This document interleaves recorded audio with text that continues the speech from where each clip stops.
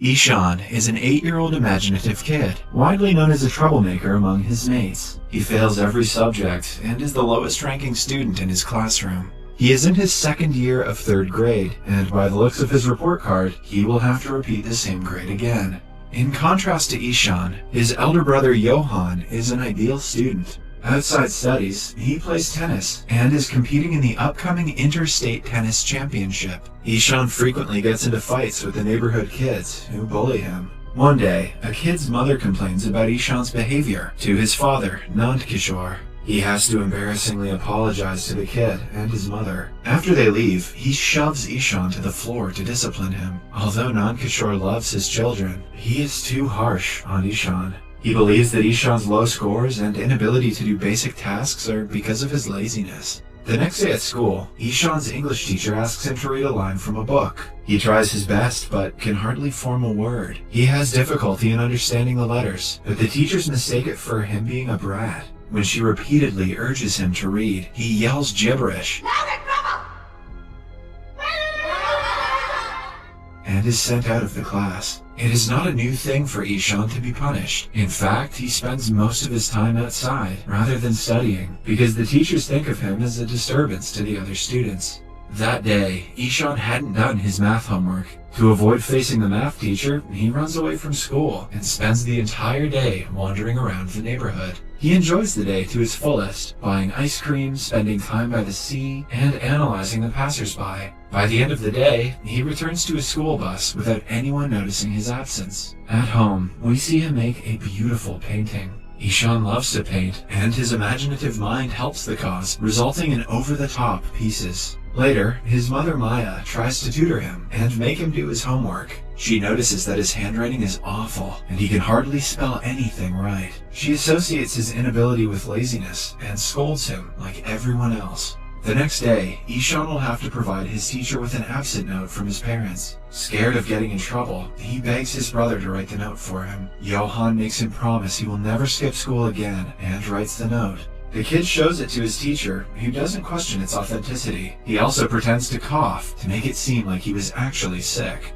That day, the math teacher surprises the kids with a test. Ishan is handed the test paper, but to him, the letters look like they're dancing. The first question asks him the multiplication of 3 with 9. In his head, the kid imagines the 3rd planet Earth and the 9th planet Pluto fighting each other. He fantasizes about the Earth destroying Pluto and rationalizes that the answer is 3. Leaving the rest of the questions blank, he submits the test. When asked by his friends, he confidently claims that he enjoyed the test thoroughly.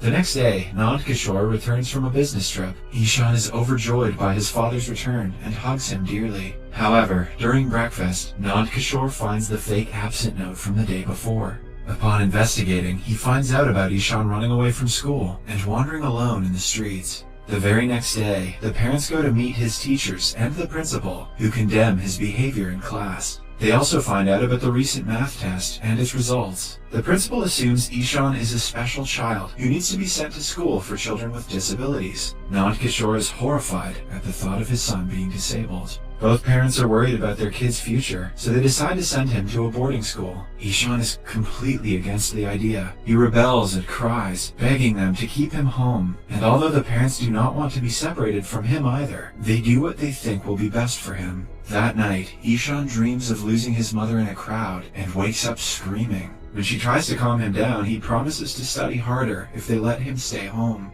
This breaks Maya's heart, but Nand Kishore is adamant about his decision. The day finally comes when Ishan is taken to the boarding school in the countryside. He will have to share a dorm with other children, and will only be allowed to meet his family once a month. It is a nightmare for the 8-year-old, who has never been away from his home. The hostel warden welcomes him by declaring that his old ways won't be tolerated here. After touring the school, the family leaves with a heavy heart. Ishan just watches their car drive away with teary eyes. He stays like that for several minutes, even after the car vanishes from his view. When it starts to get dark, he walks inside the hostel while still crying. He doesn't talk to anyone and hardly eats dinner. At night, when he cannot sleep, he goes to the bathroom and cries quietly, missing his mother. Meanwhile, Maya reaches home and goes through Ishan's belongings. To her dismay, she finds a flipbook of him being taken away from his family. The book breaks her heart, and she realizes how much the kid dreads being away from them. In the hostel, Ishan struggles to do normal things, like tying his tie and shoelaces. That's okay, Ishan. I still struggle with those things too. On his first day, the Hindi teacher, Mr. Tiwari, makes him sit on the first bench with the class topper, Rajan. The teachers soon realize that Ishan isn't normal. He hardly pays attention in class, and is physically punished by his art teacher. Nothing changes from how he was in the previous school. He is always sent outside the class as punishment, and is excluded from the class activities for ruining them. With time, he gets so frustrated that he tears his books apart and throws them into the bin. He stops trying to do better in school and goes into a spiral of depression and self-loathing.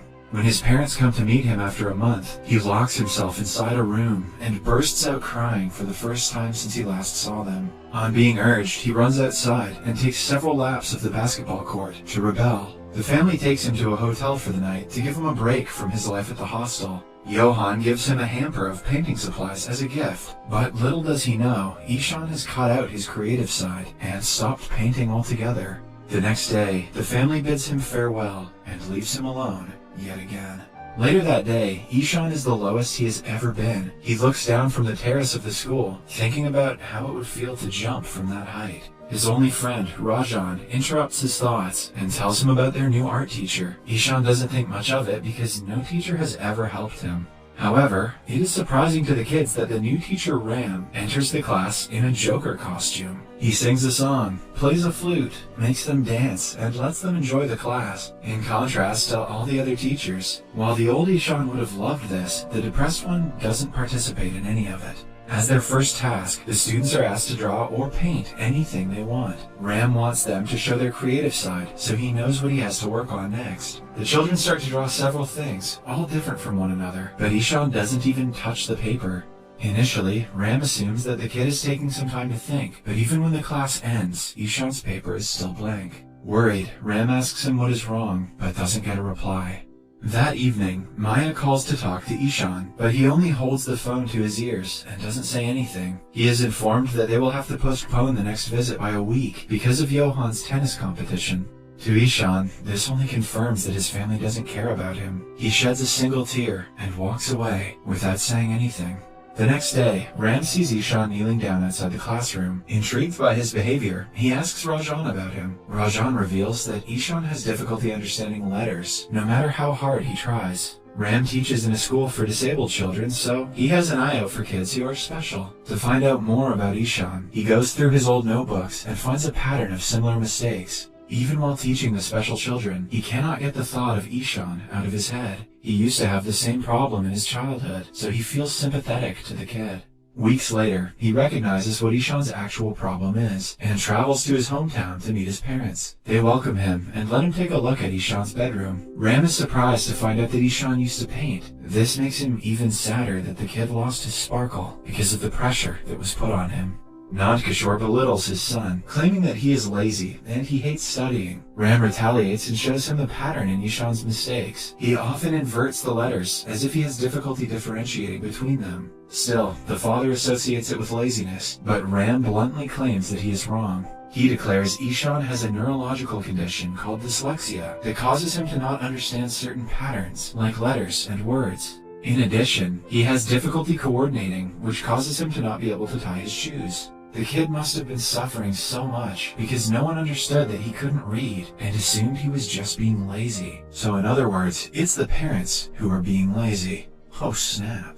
Nandkishore thinks Ram is calling his son a retard and lashes out at him. To make him understand, Ram asks him to read foreign letters written on a box. When Nandkishore is scolded for not understanding the letters, he finally realizes what his kid must be going through. Still, he refuses to acknowledge that his son can make a living out of his only passion, painting. Ram is determined to prove him wrong. When he returns to school the next day, he teaches the kids about all the famous historical figures who weren't so good at studying when they were children. He gives them examples of scientists, actors, and philosophers, which makes Ishan feel a lot better about himself. When Ram asks them who invented the light bulb, Ishan speaks for the first time in weeks and answers, Thomas Edison. Ram sees a shimmer of hope for the boy to learn.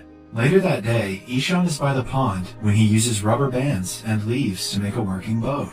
Ram is so impressed that he brings the structure home and keeps it as a decoration. Ishan's creative senses start to flow again, but he still has a long way to go before learning to study like the other kids his age. One day, Ram goes to the school's principal and tells him about Ishan's problem. The principal suggests they send him to the school for children with special needs, but Ram is confident that Ishan can study with the regular kids. He suggests that teachers understand the kid's problem and help him accordingly. When the principal says it is not possible, Ram offers to teach Ishan every day after school. The principal allows it, for the sake of the child. Starting the next day, Ram uses various innovative methods to help Ishan differentiate letters of the alphabet. They learn using sandboxes, Play-Doh, sensory methods, and so on. Ishan also takes help from audiobooks and stares to learn to calculate. In only 2 months, he begins to understand the letters that other teachers couldn't teach him in several years. One day, Nand Kishore comes to the school to talk to Ram and boast about how they are researching more about their son's condition. He wants Ram to know that he's not an absent father and is proud to be the way he is. Ram, on the other hand, blames the father for being the reason the kid lost self-confidence, which even Nand Kishore cannot deny. On his way out, he sees Ishan trying to read from the notice board.